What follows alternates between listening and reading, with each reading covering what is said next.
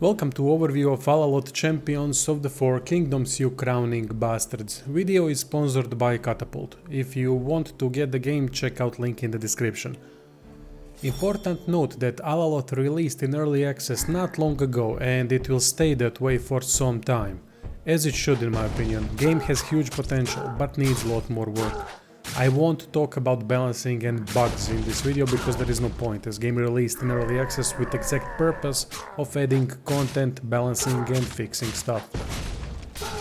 So what is ALALOTH? It is action RPG that describes itself like a mix of Baldur's Gate and Dark Souls. Not much from the likes of Baldur's Gate in the game besides isometric perspective and art style a bit, both aspects that I quite like, since isometric 2D/3D camera is my favorite.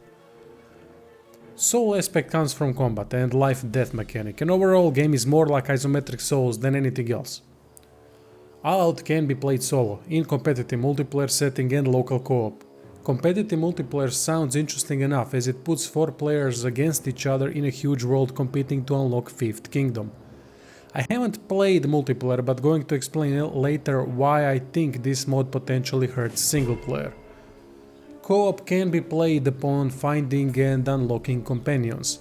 Human player then takes control of a companion in dungeons or fighting arenas, as they are called. AI can also take control of companion to help with increasingly difficult dungeons and enemies. Story is set after the triumph of evil god in war versus good gods. Evil god remains in 5th Kingdom, spreading chaos to other kingdoms. Story starts off alright, but then it disconnects player as final objective remains, but nothing really sucks you into storytelling, as there is barely anything after initial cutscene from my brief experience with the game, which is a shame. However, this might be due to early access, so storytelling might pick up in final version. There is plenty of lore on the other hand, which is great. 4 kingdoms consist of 4 races: humans, dwarves, elves and orcs. Each race has its own history and culture to learn about. Can't comment on quality of lore too much as I didn't delve that deep, but did notice that lore section is full of stuff, as every city provides more lore through its inhabitants. Gameplay loop consists of traversing world map, dungeons and then going back to cities to hand in quests, repair gear, trade and craft. Not much to say about any non-fighting aspects. Quests are simple fetch, ore and kill accompanied by decent writing, which adds enough meaning to what you're doing if bothered to read. Durability system is quite annoying, I have to admit. Every encounter completed reduces durability by 1. That isn't an issue in dungeons, but due to many world map encounters it becomes annoying quick. At the beginning I didn't even notice there is repair function at blacksmith, which became big problem as repair kits are expensive.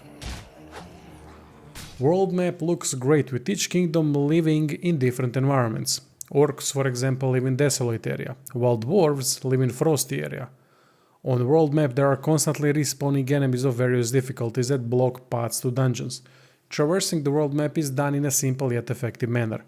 Speed increases after buying a mount.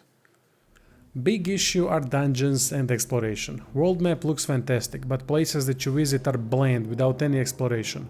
Straightforward, short dungeons.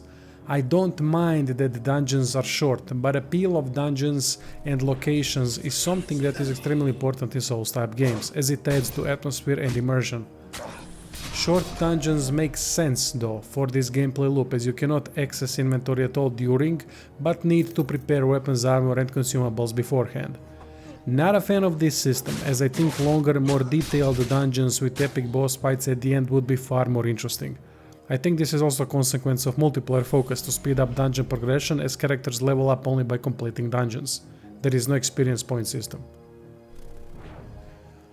Combat is great, fun for the most part, depending which enemy you're battling. Typical actions such as parry, block, dodge and kick are utilized next to light and heavy attacks. Animations are solid. Impact of strikes and reactions could do with a little bit more work though. Combat play is similar to Souls games, as you have to be very careful with each attack due to limiting factors such as stamina and ability cooldowns. 4 gameplay styles are present: polearm, weapon and shield, two-handed weapons and dual wield. Mixing them over time is best way to keep things interesting. Character progression is a bit basic, but this is where multiplayer influence is obvious. Every starting class, which by the way is irrelevant except for starting weapons, has access to same traits and abilities. This is clearly to make multiplayer more balanced by giving each player access to same traits and abilities, but it hurts single player by reducing possible build diversity. I think this is where game has huge potential, but we need to put giant focus into single player in order to pull it off. Character creation is okay, nothing out of the ordinary. Due to game being isometric, small details are not as relevant. Characters look great, which isn't unusual for isometric games. They offer enough detail so that everything looks great without needing too much of it like in 3D games. What I love is the fact that we can play as all 4 races, with each race starting in their own kingdom. Overall, I like ALALOTH and think there is huge single player potential. No clue how multiplayer performs, but as a single player would like to see more focus on that aspect, with deeper and more diverse character progression and more interesting dungeons. Here is some gameplay with commentary to introduce you to the game. Now we go into live gameplay. At the moment I'm playing as a dwarf, and I've lost against the boss in Dwarven region. Now I'm back in the city, the closest city to the boss, and I have to find a blacksmith to fix my my gear because my durability went down. Anyway, this guy will give us some lore, codex entries. That's fine. Let's go to the world map. We gotta wait till the day. I don't like this day and night cycle.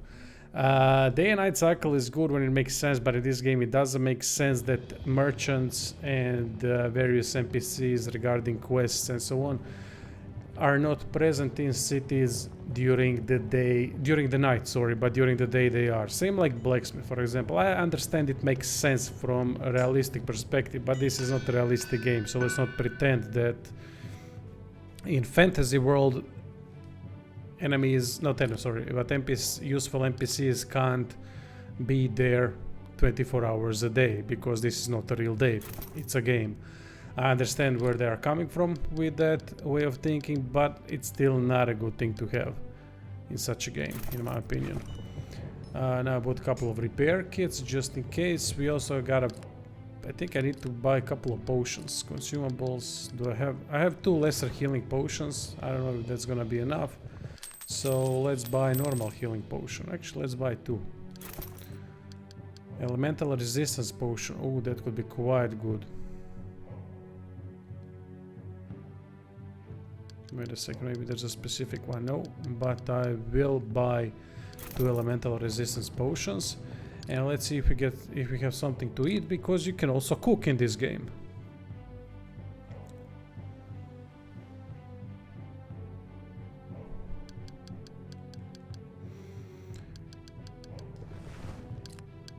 Here you equip consumables and stuff. Healing potion. Let's put 2 healing potion in there. Then we're gonna go with elemental resistance potion, and then if we have some food, but we don't, so we're gonna visit a tavern to buy something to eat. Gonna show you then world map, how it all works. Although you've already seen that. But we're gonna do it again.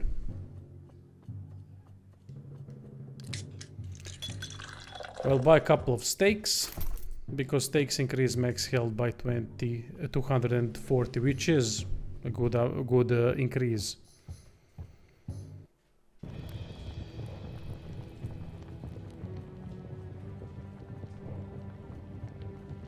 Now I'm practically broke, so a couple of fights on the world map will do me some good.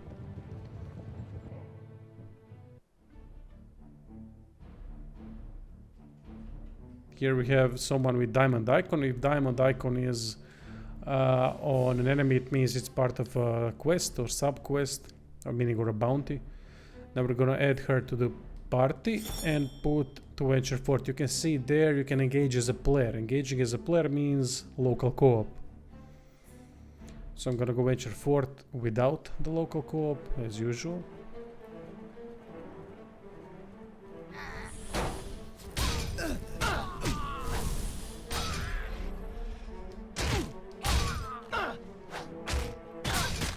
Thankfully you can zoom in too.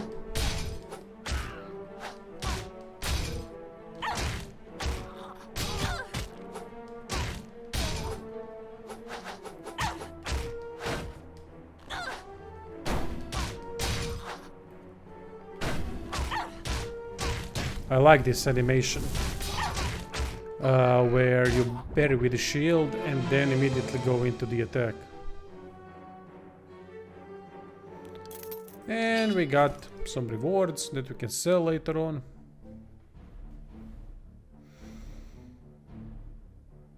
Now I could go to the dungeon and all that, but I don't want to. Let's go into the boss fight immediately.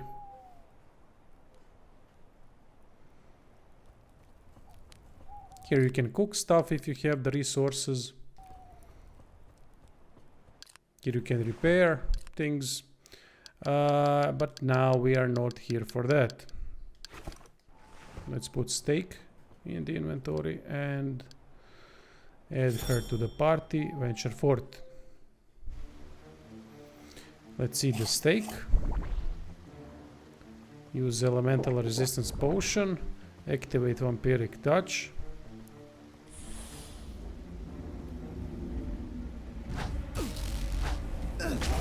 This guy's a bit broken, I believe. He's extremely difficult in a way that he tends to hit you when he shouldn't be hitting you. And constantly gets you down.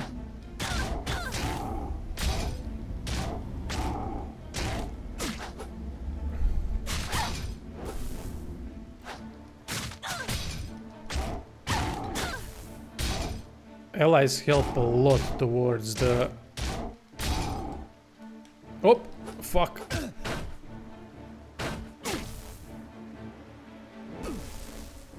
Yeah, sword and shield is not ideal for him. Finally, I've dodged one.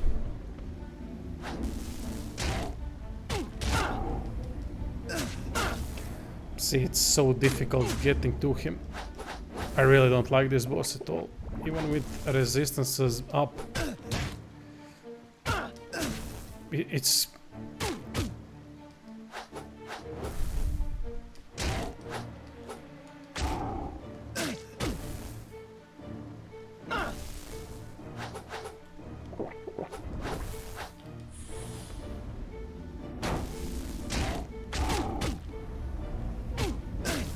Yeah.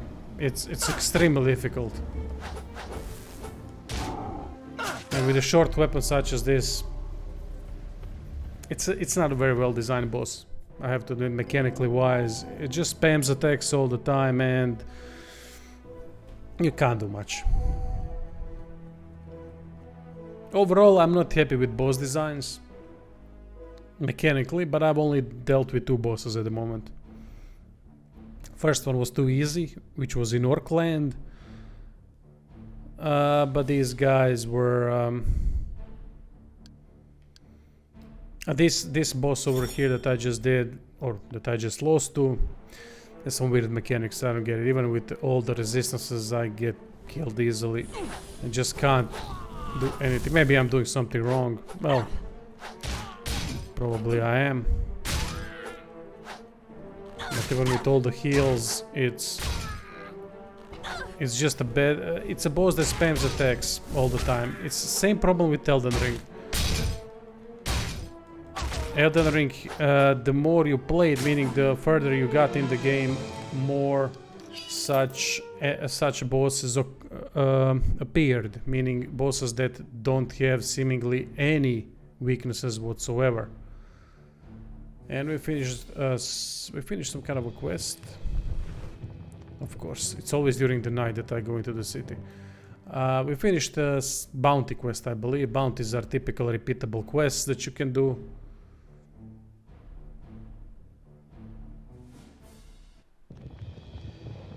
Oh, come on, I just arrived when daytime was breaking, but yeah, now I gotta wait for the day. Gotta repair stuff again. You can see how durability system actually affects the game in a negative way.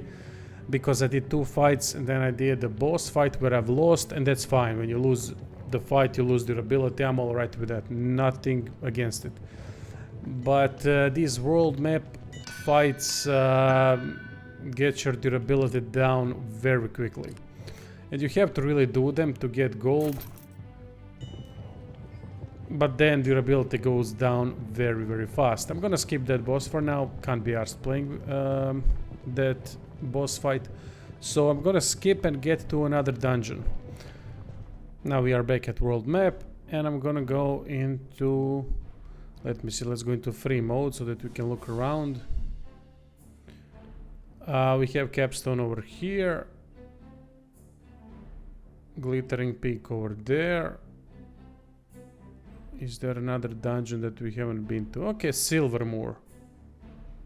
There's also Stone Chair. Let's go to Silvermoor. Why the heck not?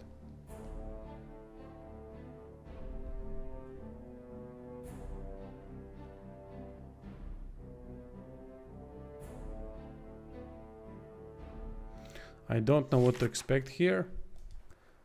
I haven't been to this dungeon yet. So let's prepare accordingly. Elemental... Actually, no. Give me some health potions.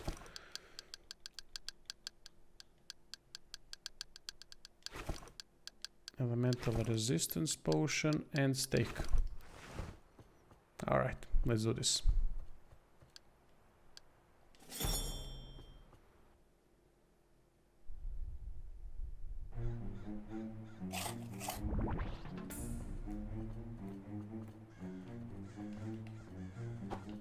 You can also throw daggers of sorts.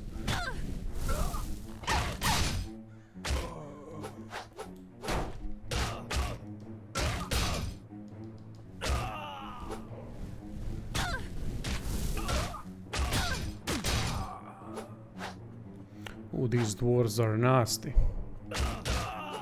Nice.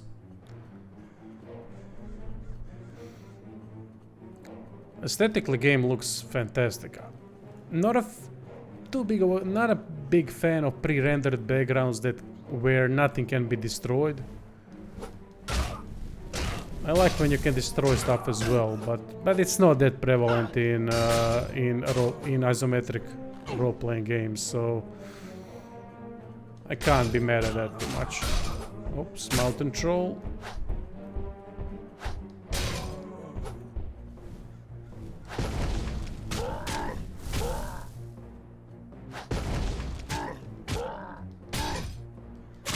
Every time you break enemies' poise, you regain your stamina.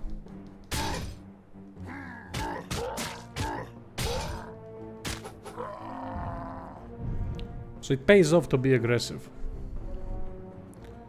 Okay, we've dealt with him.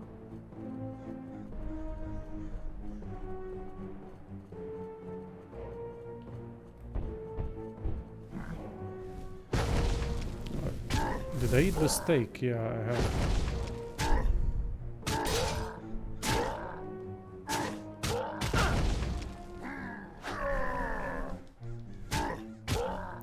Classic troll, he can heal.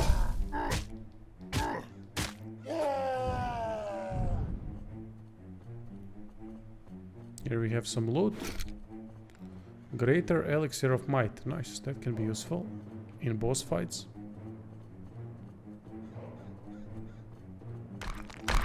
Oh shit.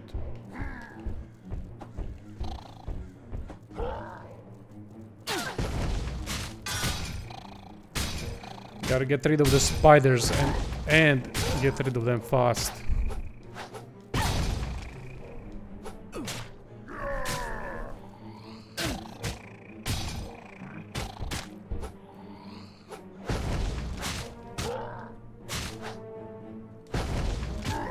I pretty much practiced a lot against trolls, so I know to time their attacks.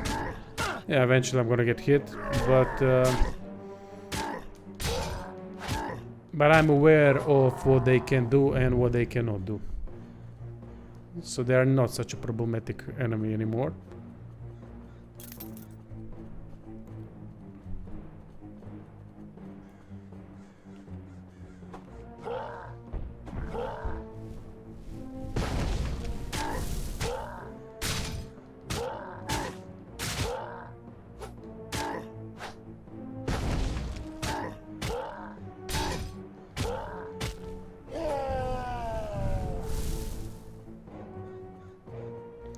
Let's see, shouldn't be much longer before we reach the end of the dungeon.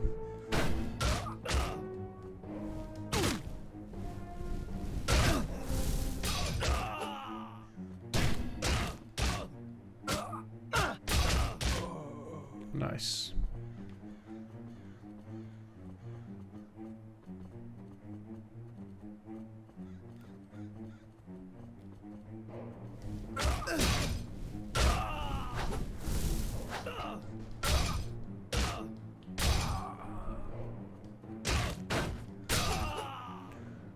Okay.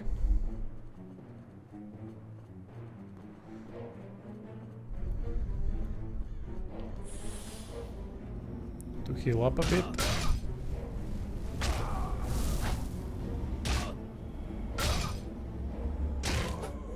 Nice. Vampiric touch is extremely helpful. But I don't think this is where I needed to go. Oh, there is another one. Didn't even see him. This seems like a bigger dungeon than usual.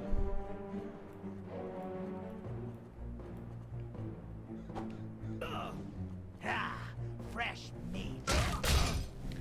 Get rid of the archers first, and if there are any mages. Classic drill. You know how it works in CRPGs. Squishies go down first, and then we get rid of the big bad tanks. So this was part of a quest line. I don't know which exactly.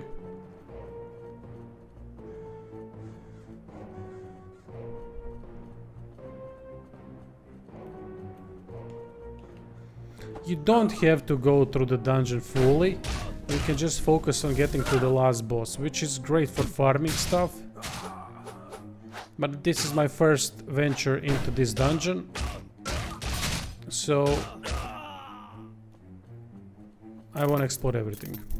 Get some more gold because I'm broke. Let's drink a potion.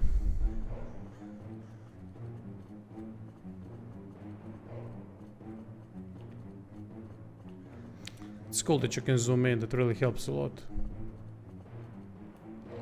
Okay, I think the end of the dungeon should be there. No, I haven't been here yet. Nice. As you can see, there isn't much of an exploration. I think it's a bad thing for the game, because it could have been so much more in terms of that. I like exploration. I like when there is something to do besides fighting, because fighting can become dull in any game if there's only fighting going on. I don't know what this is for.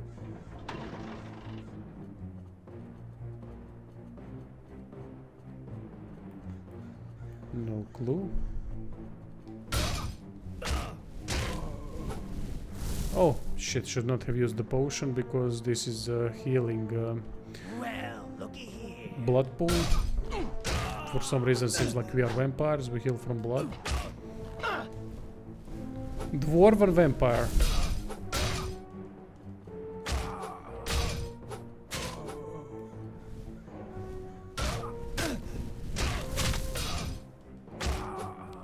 Nice. Okay, let's use the pool.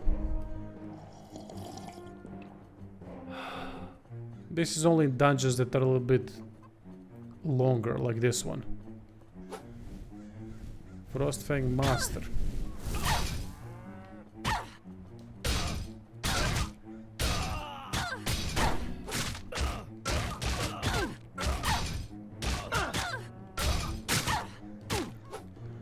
Holy shit, she's dead. Alright, let's revive her.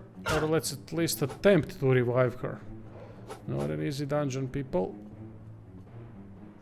She won't revive at full health.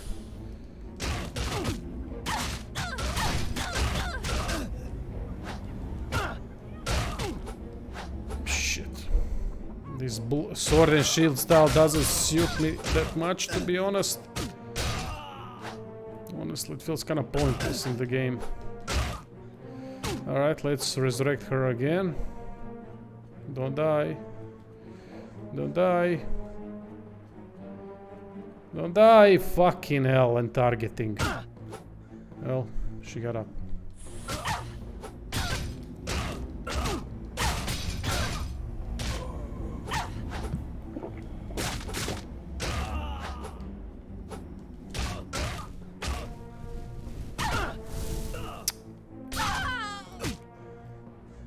Well, we can't revive her anymore. That's all she wrote.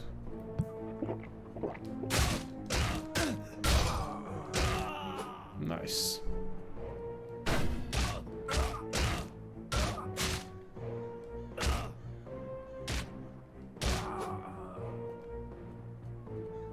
Is that it? Have we finished the dungeon? Because that was a nasty fight. Looks like it could be the end. But maybe it isn't. As you can see, I can't access inventory. I wanted to equip that greater strength potion, but I can't. So dungeon ends when you find the chest. Just basically means you're done with the dungeon. Could it be somewhere here? Yup.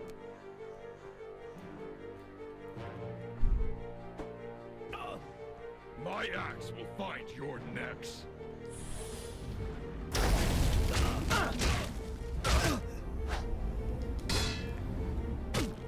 Shit.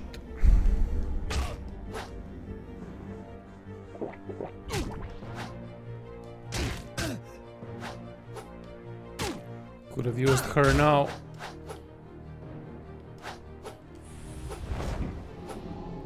Yeah, you can't use the chest before finishing off boss, which is good. That's how it should be.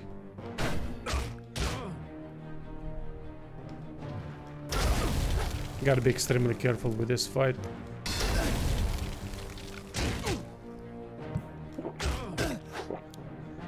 Companions really make things a lot easier. Fuck, as you can see.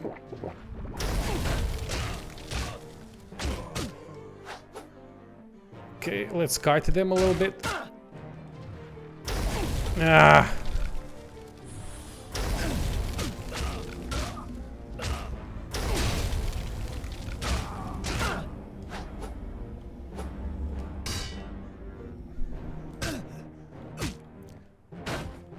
I'm done.